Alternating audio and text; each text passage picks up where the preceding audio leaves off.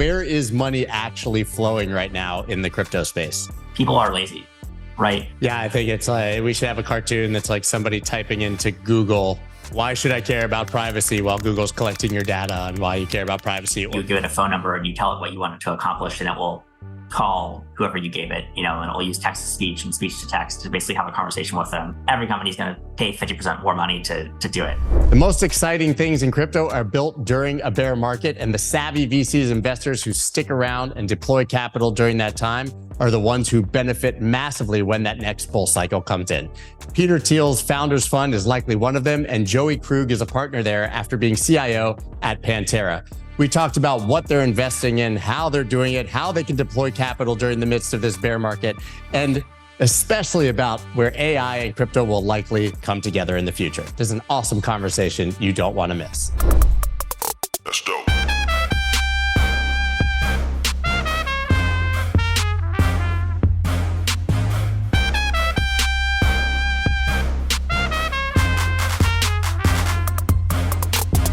You obviously, with Pantera and Founders Fund, are actually allocating capital into this space right now. And I think that a lot of people think there's just nothing happening, but that obviously isn't the case, assuming that you're still working and have a job. So where is money actually flowing right now in the crypto space?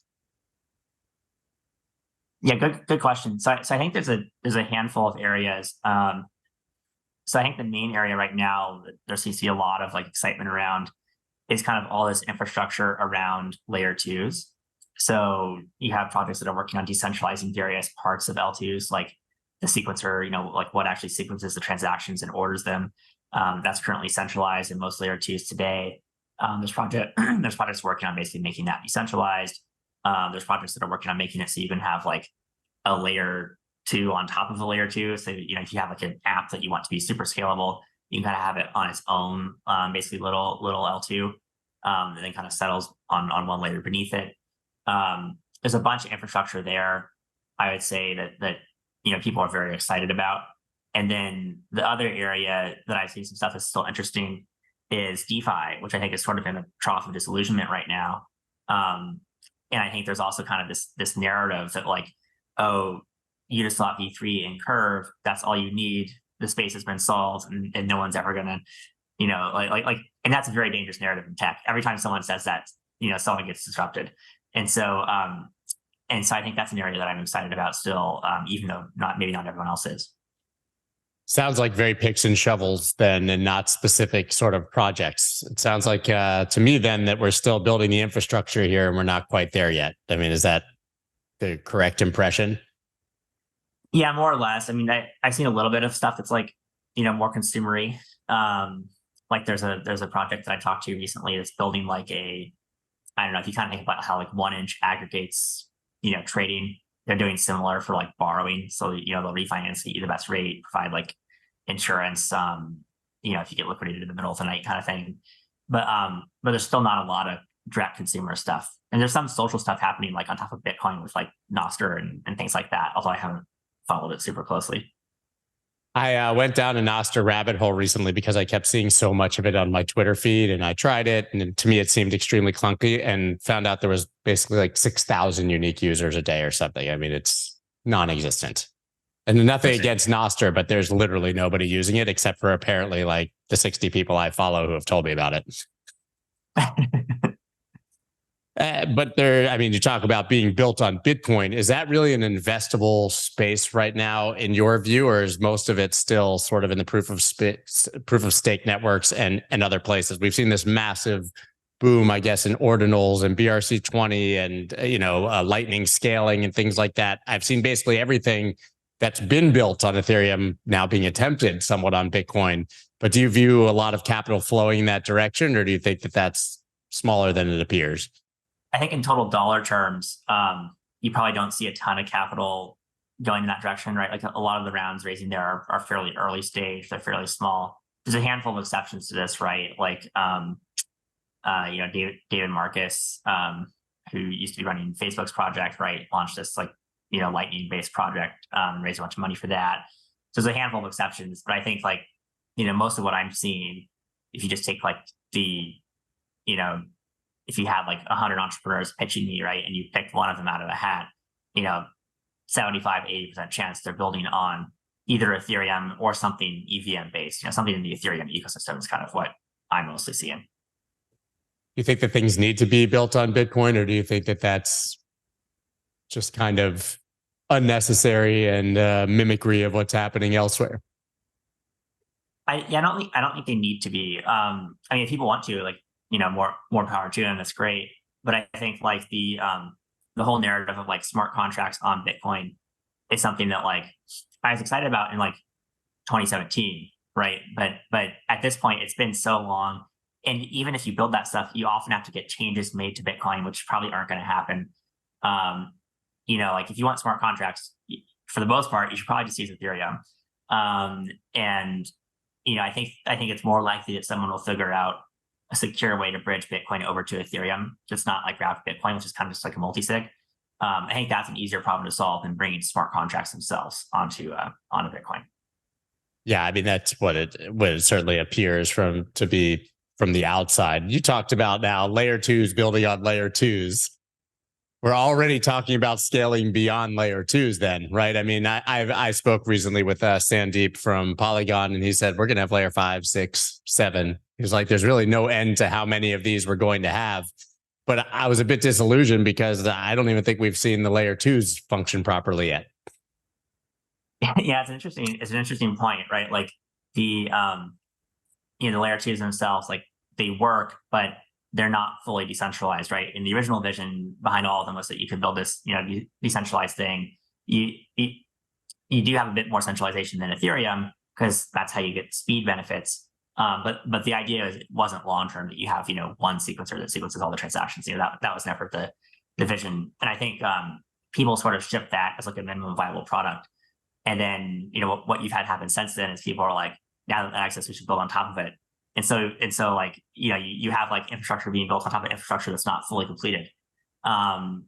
It's sort of like building a new skyscraper in a city and, only part of the plumbing's done or something, I think that stuff will get built. And I'm also not convinced that we'll have like, layer 7s or whatever. Like I think once you have a layer 2 and then you have like another layer on top of that for like app specific use cases, I guess you could theoretically have apps like split themselves up into separate, layers, but I don't think you'll need that for a very long time, right? Like that, then you're talking the bottleneck is going to be getting users far sooner than like needing to have like a layer 4 or something. Yeah, right. And the issue there then, as you sort of pointed out, is the decentralization, right? It can be done, but it's being done through, like you said, the sequencer, through more centralized platforms. I guess the question then is, how much do people actually care about the decentralization part?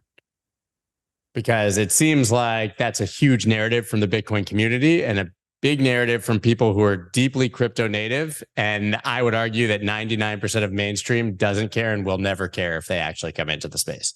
Yeah, I actually agree with that. I think the average person doesn't really care.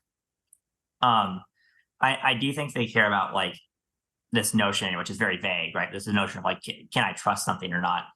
And maybe if you're a bit of an edgier, techier, kind of slightly still mainstream person, you might know enough to know that like, well, super centralized may be bad, right? Like super centralized, oh, FTX blew up, super centralized bad, decentralized maybe good. And like even that like small like narrative is maybe enough to care a little bit, but it's not like people are going to care about like the exact mechanics of how something is decentralized or how it works or anything like that.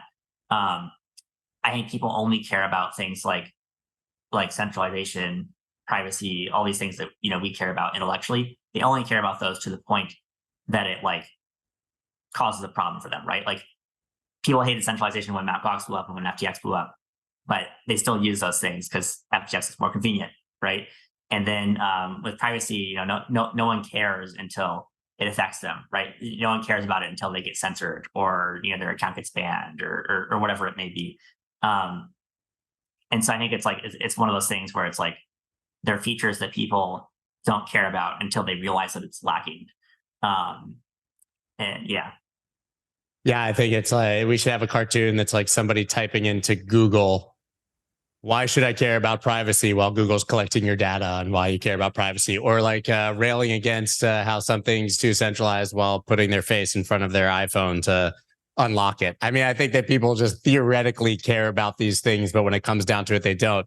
I always find it interesting, for example, that Tether, the primary chain that is used for Tether is Tron, right? And seemingly nobody really likes Tron. Nobody's a huge fan of Tron. Nobody talks about using Tron in any other way, but it's cheap and it's fast. And that's the way that people send their stable coins as a result, right? So they clearly don't care. I mean, were you aware of that? The numbers are astounding, way more than on Ethereum that stable coins are transferred on Tron. Yeah, massively huge. So I just don't think that people genuinely care about that, which makes it interesting if you're investing, not you specifically, in things because they're going to be more decentralized. It doesn't even matter. It matters to me, probably matters to you. But I just don't think that your average person's ever going to care. Yeah, I mean, I think like when you invest in stuff, right? Like decentralization, maybe like one feature to it, but also like it has to provide some other benefit to the user, right?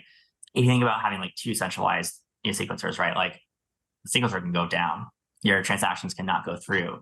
And those are problems that are like problems independent of like the theoretical benefits of decentralization, right? Like you can get rid of all the religious aspect of it and be like, oh, well, having the system like be a distributed system is actually useful because like these centralized things go down. And if you're doing some financial transaction, or like if you're in the middle of a trade, right? Like and the market moves and you need to get out of it. If the network is down when you're trying to get out of it, that's very bad. Or if your centralized platform is down, Coinbase, right? I mean, we could all remember for like 5 years, anytime there was even an inch of volatility on Bitcoin, you couldn't trade anywhere. Yeah. Every platform couldn't handle the load. Right. So I guess that really is true, that there's a pragmatic reason, obviously, to have the decentralization. You want redundancy. You want to know that these things are going to work. Do you think that we have any blockchains right now that can scale and are sufficiently decentralized? I think right now we're in this landscape where everything has a bunch of different trade-offs. And, actually, like, you take like Solana, right? Like it's very scalable. There's some complexities surrounding programming on it. There's it sometimes has downtime. The hardware you need to run it, like a full Solana node and stuff, is very, very expensive. You take Ethereum, like it's kind of got all these nice theoretical benefits. It's made a bunch of good trade-offs, but it's still kind of expensive to use. You take the layer 2s, they're actually pretty good. The downside there is that if you want to go back to Ethereum, it takes a week, and you have the centralized sequencer stuff. And so you have like a bunch of different things that have made a bunch of different trade-offs. And I think within a number of years, we'll end up in a spot where like a lot of these trade-offs will just be solved technical problems. And like you'll no longer have to make a lot of these trade-offs. Like that's kind of how most new tech is in the beginning, in my opinion, is you have stuff that ships, you make some hardcore trade-offs, and then eventually like it evolves to a point where you don't have to make the trade-offs anymore. So I say today, no. In the future, yes. Yeah, you said years. People in crypto need it next month. They're so impatient, and I don't think that people kind of realize when these things were being built that we were talking about 5 years, 10 years, 15 years, 20 years. I think that's become much clearer, though, in this bear market, that things are just not really fit for purpose or ready yet for mainstream adoption. I mean, even Sandeep, again, just because I just had the conversation, he said, maybe we could accommodate in all of crypto with the bandwidth that exists a couple million people, but like talking about 100 million or 1 billion trying to transact on any of these blockchains would just be wildly impossible at this point. Yeah. I think in practice, that's probably true. Yeah. So I guess then it's good that we haven't reached mainstream adoption yet. So is Founders Fund investing in meme coins? No, we don't own any Pepe. Peter Thiel's not into McPepe and McPepe or whatever they're called. What do you make, though, of this recent meme coin trend? I hate it, to be honest, even though I came in through Doge in like 2016, 2017, because I was a trader and I thought the Doge cycles were entertaining. But man, I'm pretty concerned that that's what the sort of mainstream legislators, regulators are seeing from this space right now when everybody has their eye on us. Yeah, I mean, I think like the space definitely has like a sort of like irreverence to it, which I think like makes it both fun, but also sometimes unserious. I don't think it matters too much, like in the grand scheme of things, right? Like I'm sort of very free market capitalist. If people want to trade something, I let them trade it, and I think like, the kind of all the serious work is still ongoing, right? Like, you mentioned you're talking to the Polygon guys, right? Like they're building very serious tech. So is everyone else working on this other layer 2 stuff. And I think like sometimes the meme coin stuff is a bit of a distraction. But I don't think it's like I'm like neutral on it. It's like neither here nor there. It doesn't really affect me too much. Oh, we won't even be talking about it in 3 months, I'm sure. Yeah. It will already be just another DeFi summer or NFT summer, or metaverse fall, or whatever all of these cycles we inevitably have in crypto. But you're talking about the fact that all this infrastructure is now being built, which means that at some point it will be ready. What do you think then the killer apps will be that are actually built on this infrastructure? Because I think we've struggled to find that really one sticky thing that brings in, tens of millions of people. Yeah. So one thesis I've been kind of playing around with recently, if I ever have time to sit down, I might write up something about it, is this sort of idea that basically the short version is that Balaji's company 21.co may have been right, but just a decade too early. And so if you think about the vision there, it was that, machines are going to pay machines and they're going to do it in crypto because credit cards don't make sense in a world where anyone can spin up like an autonomous agent that can undertake economic actions and you don't know who they are, where they're based, or anything about them. Also, credit cards are made for business to business and business to consumer payments. They're not really made for consumer to consumer. And stuff like Venmo like isn't global and also doesn't, you can only do certain transaction limits and stuff like that. And so if you look at today, like the current like AI wave, which is a bit hypey, but I think also like fairly real. Right now, these systems are very good at like telling you data about the world. You ask it a question that you might normally spend 20 minutes Googling stuff and opening a bunch of tabs, and it can give you an answer that's like probably 90% as good as if you did it yourself. And the thing they can't do today, though, is they can't like, my AI, like my chat GPT bot, like can't like go like order me something on Uber Eats. And it can't like send you a payment. But all these things are a short amount of time away, like, very single digit years or potentially even months, depending on the particular use case. And so I think there might be a world where people build kind of like crypto plugins for these things, where it uses crypto as like the payment mechanism in the back end. And then once you have crypto enabled as well, you can also do other stuff, right? Like if you think about crypto, one of the drawbacks of it, everyone says, oh, it's so hard to use. Well, my AI, like if my API is kind of mediocre, like the AI doesn't care, it'll figure out how to use it, right? And so maybe the long-term interface to crypto is actually you just tell this language model like, hey, figure out how to say there's a trade you want to do. Say you have like, $100,000 worth of Doge and you want to swap it for ETH, and you just tell it and it figures out, how to do it. Or you want to pay your friend and they're in a different country, it figures out kind of the most efficient route to do that. And a lot of the times I think that route will be crypto. So I think there could be this kind of like end state where mass adoption doesn't actually happen to people like using MetaMask or Coinbase Wallet or any of this stuff. It's just like, text or verbal interfaces with AI that actually do the stuff. So it's the virtual assistant model. You effectively tell your virtual assistant to do it and it gets it done and you don't care how it happens. Yeah. Right, which could actually be very interesting for people trading in markets for hedging strategies and things like that. I mean, I think they've already said that ChatGPT does a wildly better job of predicting price action in markets than humans do. And it's still operating effectively on data from 2021 and before. How much have you actually played with AI and ChatGPT so far?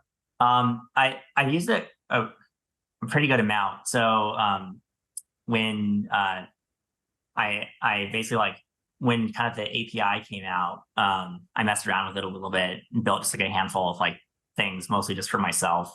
Like I built the thing where you could text with ChatGPT, and then I built another thing where you give it a phone number and you tell it what you want it to accomplish, and it will call whoever you gave it, and it will use text to speech and speech to text to basically have a conversation with them. And like the thing that's interesting about this current wave of AI stuff, I think, is like it's very easy to get from kind of like the 0 to 1 like wow moment, because the underlying tech is so good. Which is kind of the inverse of most startups, right? Like most startups, the 0 to 1 wow moment is like the hard thing that forms a moat. But here, if you're building on top of something like OpenAI, it's pretty easy to get the wow moment. But then like the like 1 to 10 of it actually being good, actually like covering all the edge cases you want, actually being like a great UI UX is really difficult because there's so many edge cases when you're like, it's like if you hired like an assistant, right? Like you have to You're gonna mess up all the time. and then here it's like, so it's kind of like a similar thing where it sort of inverts that model. So I think some of the best teams in AI will probably be ones that just have like crazy good product teams. Yeah, I think that's probably true, but it's kind of scary, the vision that you talked about, if it has access to your wallets and money and is making terrible mistakes. Yeah, I mean, you probably, yeah, well, let's get into a different discussion, but you probably want to give it guardrails. Then like the question is, well, what if it gets off the guardrails, right? Yeah, like I would like to go on a trip to such and such, and you don't give it a budget on accident, and all of a sudden you're taking like a $45,000 flight and staying at a $10,000 a night hotel. But I do think that those things, to your point, will eventually be solved. I want to hear more about this talk to text that you've given a phone number and just having conversations with people. Do those people know that they're speaking to AI, or do they think that they're talking to you or some other human? Well, I just tested it with myself and my friends, so so they know. You wouldn't know if it weren't for the like AI like speech synthesis models. Even the best ones, like you can tell that they're not a human. Yeah. Or like there's some that are good enough where you think like, oh, this sounds like a customer support person, like, you know, like in like the mid 2000s when you call like Dell customer support, like that's like what it sounds like. And so like today people are just like, oh, this must be an AI. I think within a few years that stuff probably gets, you know, better and you won't be able to tell. I have spoken with quite a few people, and the majority are dismissive of the connection between AI and crypto, which you pretty articulately explained why it could be very important and possible. Do you think that there are other places that we could see a crossroads between the two industries? I mean, crypto seemed like we were getting hockey stick adoption and seemed like we had all the hype, and it feels like AI has just erased that in a matter of weeks.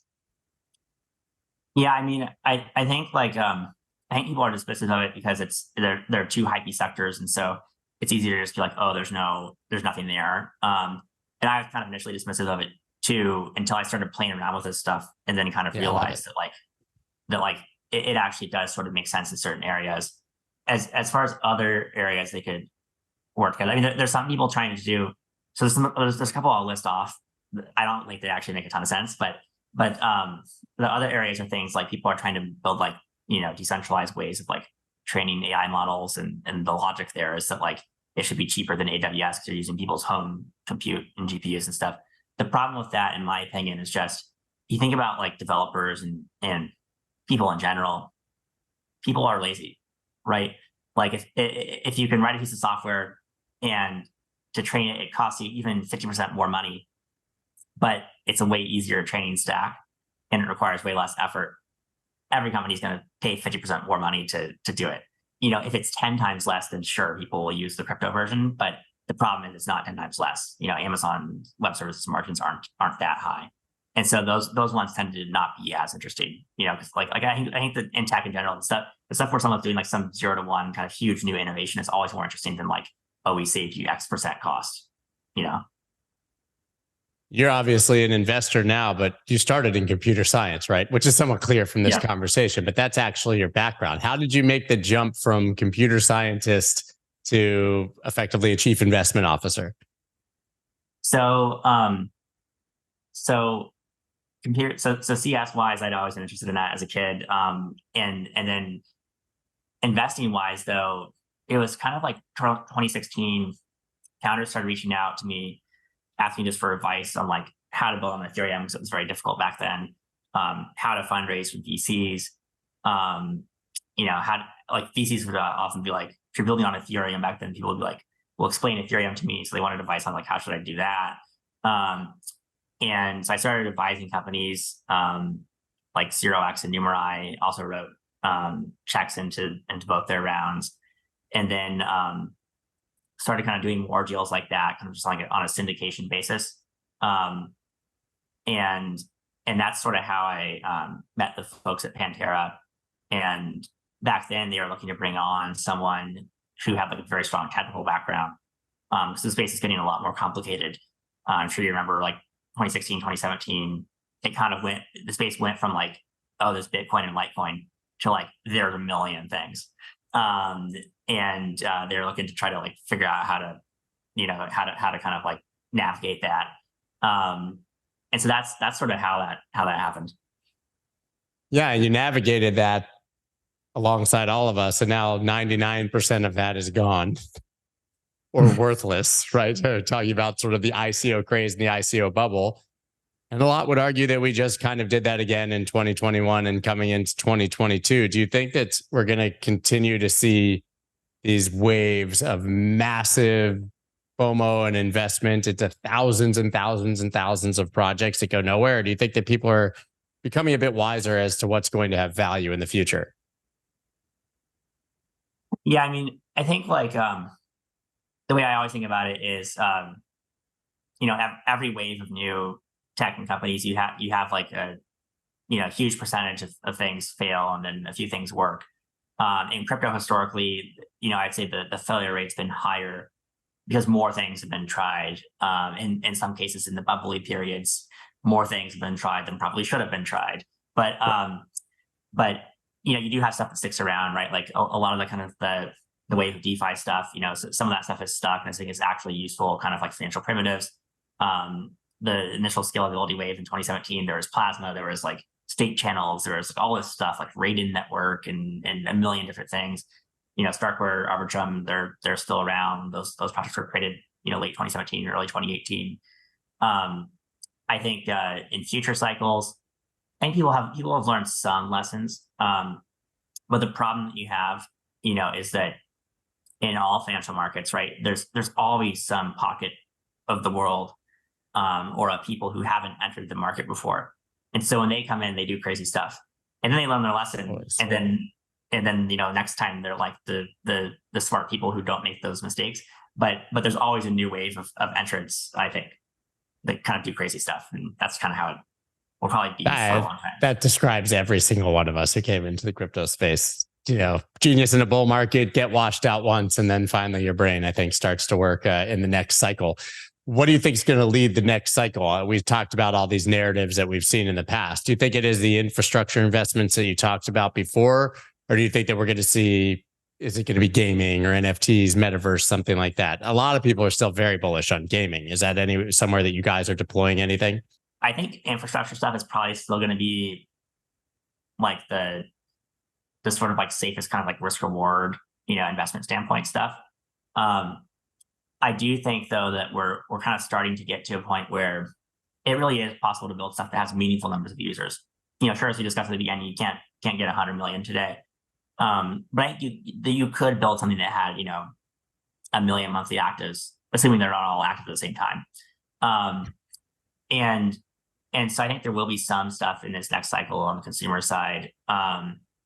One thing we invested in at Founders Fund before I joined is a project called The Mirror, which is like, it's basically sort of think like Decentraland or Roblox, where it has like a live like game engine in it, so you can like actually edit the game while you're playing it, sort of thing.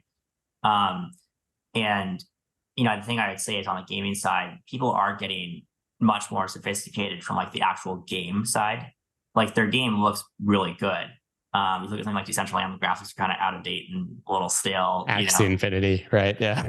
Yeah. And versus this, like they're actually like gaming people, and like the game looks beautiful, and like it looks like it would actually be fun to play. And so I think like there is probably something there. I don't really understand like is one game going to work or not? Like, it's not that's up to the market. Yeah. I mean, that's up to the market, but you make the best point. I think we saw sort of a wave in crypto gaming of terrible games, but they had a financial incentive. So people did it, right? Like Axie Infinity. Like you found a way because you could make money, and that was more than your job in the Philippines paid. So you found a way to play Axie Infinity.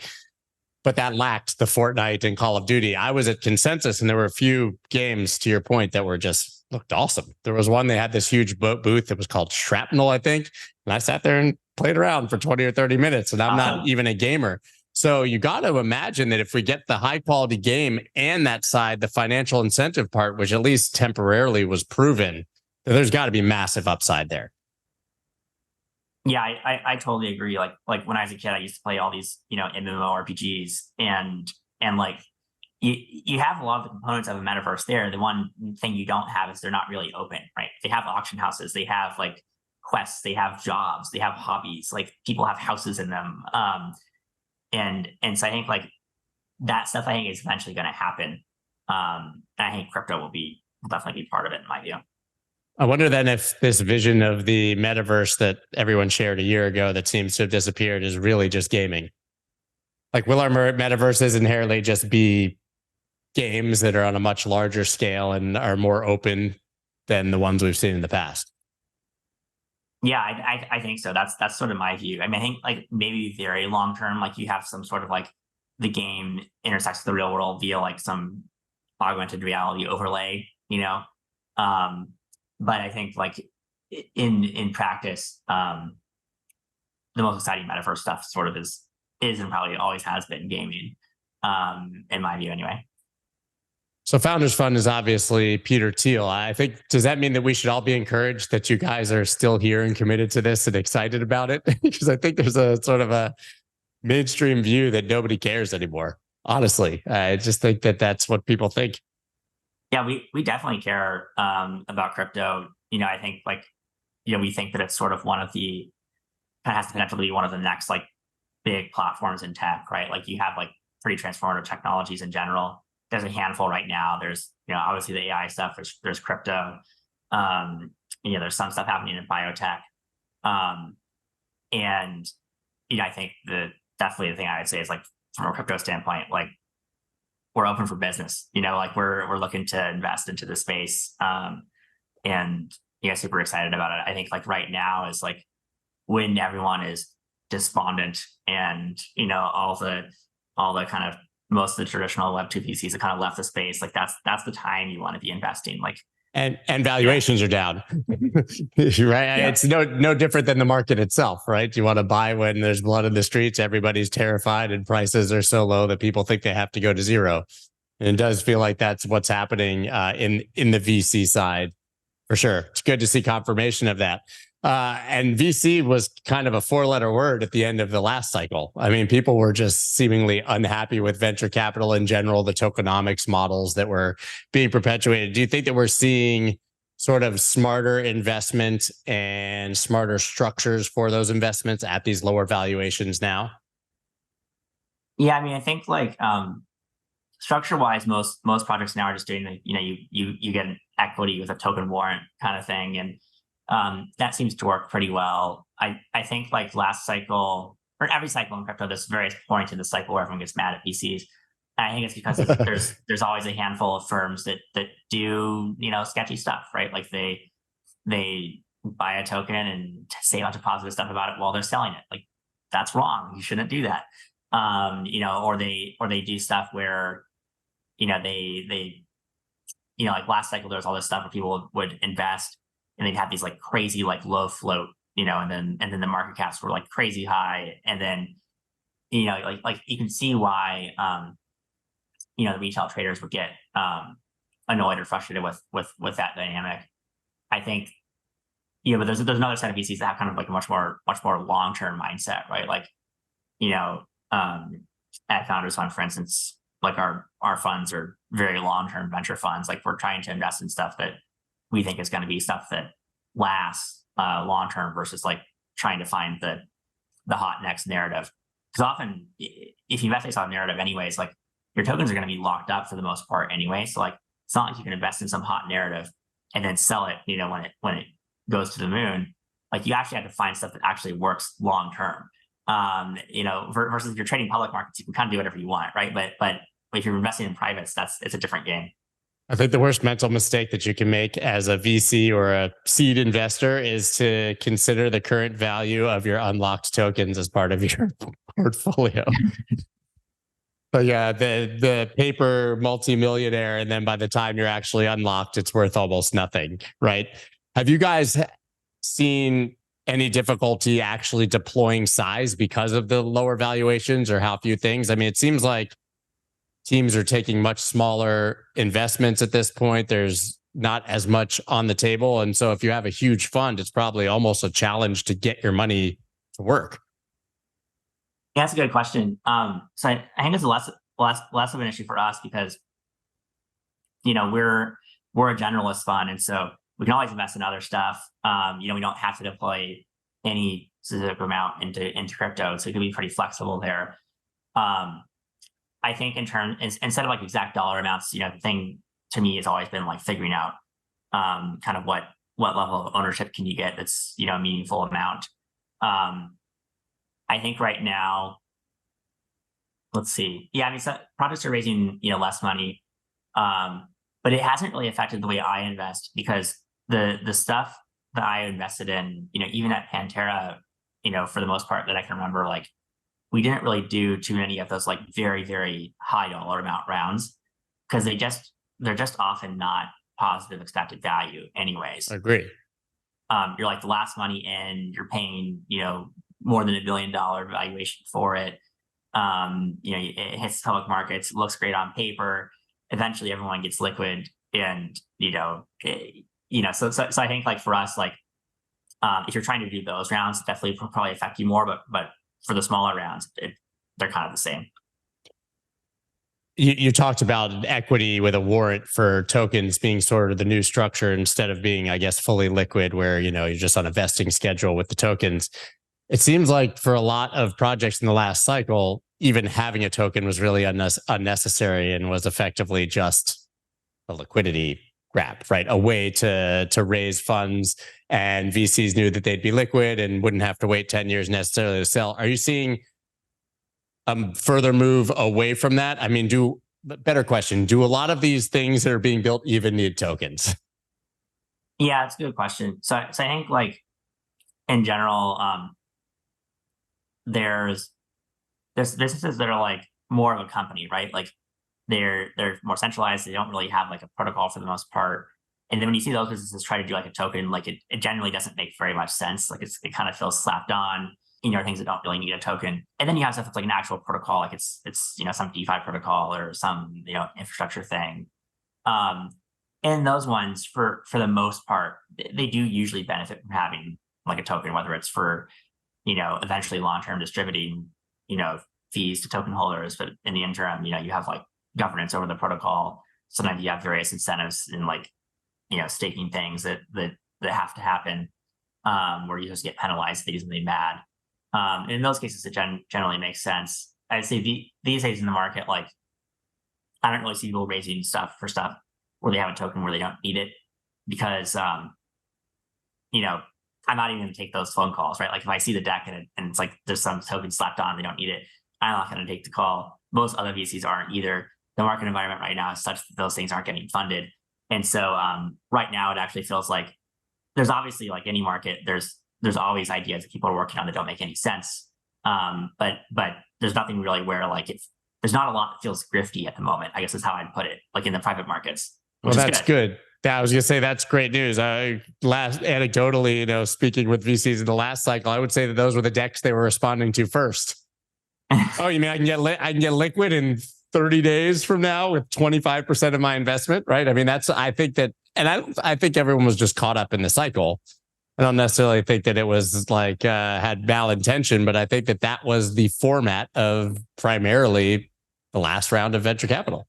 Yeah, I mean, I think it depends on what like firm model you have, right? Like everybody was a VC. Yeah, there's a lot of upstarts last cycle where like there was this one firm I remember that it was run by a friend of a friend, and they did all these like private Solana deals, and I remember they started with like maybe 10 million, and their portfolio was like 200+ million at one point, and then on paper they sold on paper, and then they sold the entire thing for like $20 million or something, right? Like and so it's like, okay, that's a 2x in like 2 years. That's actually pretty good, but it wasn't a like 25x like they thought, Yeah, that's what I was talking about, counting your paper gains. If you don't have the tokens Yeah. that they're in your portfolio, I think that people have largely learned that lesson, hopefully. Although don't put it past humans to repeat the same exact sort of FOMO cycle and bad decisions when this bull market really gets going again, which I think Right. inevitably it will, and we'll probably see all those things again. I mean, personally, with what you're seeing being built, you get so much deal flow, so many decks outside of what you guys necessarily are investing as a company. Is there anything that's being built right now that's really, really exciting to you, either as a computer scientist, an investor, just a crypto enthusiast? What's actually getting you pumped? Yeah, I mean, there's a bunch of stuff. So I'd say outside of stuff that we're investing in, like there's a bunch of people working on really wacky stuff with like, creating like hardware to, it's more on the computer science side, creating hardware to basically like accelerate creating zero knowledge proofs. And so you think about like the scalability problem we talked about. Okay, you want to get to 100 million users. Zero knowledge proof based systems like Starkware and stuff are actually a pretty good approach towards getting there long term. One of the downsides is that it often takes a good amount of time to create these proofs. And if you had like a hardware device that could specifically just create zero knowledge proofs, then you would basically have a system where like you could probably hit much higher scale numbers than you could hit anywhere today. And so there's a bunch of startups that are creating like hardware to do this. They're not like, I'm talking to a couple of them, but I think it's like some of those things where it's very hard to invest in hardware. I don't really feel like I have an edge there. And then the other problem with hardware investing is you have this dynamic where like people will copy you pretty fast. And so you always have to be like shipping kind of like a new step change improvement all the time. And it also just takes a really long time. I mean, if you're developing hardware now, this market moves at the speed of light, and it might be 4 years before you get something to market, and you're so far behind. How are ZK? I've never even asked this question. How are those ZK proofs now created at this point? Those zero knowledge proofs. Yeah, I literally don't even know the answer. Yeah, I think people are just using like regular like hardware on like AWS or whatever to make them. Yeah, that seemed like that the ZK Snarks and optimistic rollups and zero knowledge proofs, all these things seemed like they were going to be the huge investable wave of this cycle, but I haven't heard as much about it as I expected. Maybe that's just because prices are down. Yeah, I think that's just because prices are down. Like I went to there was a Starkware event in Israel a couple months ago, or February basically, and there were a lot of people there building on it. Like I was surprised to see how many people were actually building on top of it. I think like it hasn't really hit the narrative like on Twitter or whatever yet to a huge amount, but I think like as more and more stuff goes live there, it probably will be a pretty hot narrative in the next cycle. It'll be a hot narrative in the next cycle, then it'll crash. And then when you don't hear about it anymore, it's actually being used, and we don't need to use the term ZK snarks and rollups anymore. That's when it will actually succeed.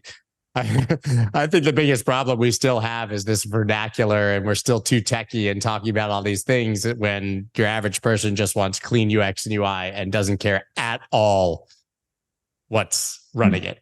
Right. And we're just not that to me is the biggest sort of leap that we still need to make.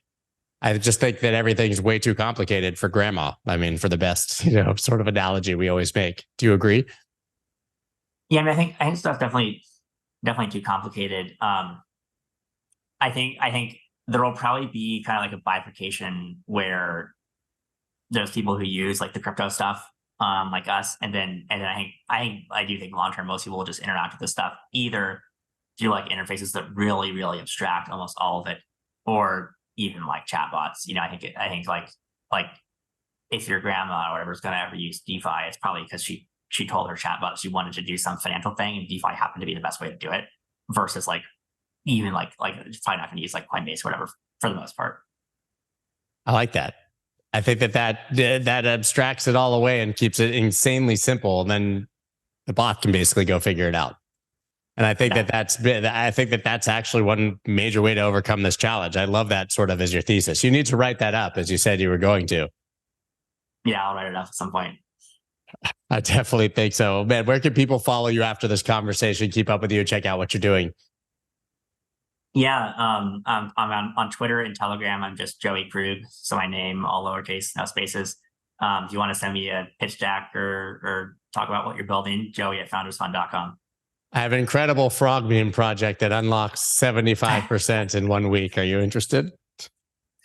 Not on that one. No comments. Yeah, that's see, but I've got you here. So this is basically an investor call now. You can't avoid me. No. Well, I'm gonna have you back in the next bull cycle, and we can talk about all the stupid things that people are doing again. Okay. Sounds good. All right, it's a deal, man. Thank you so much. That's Thanks. dope.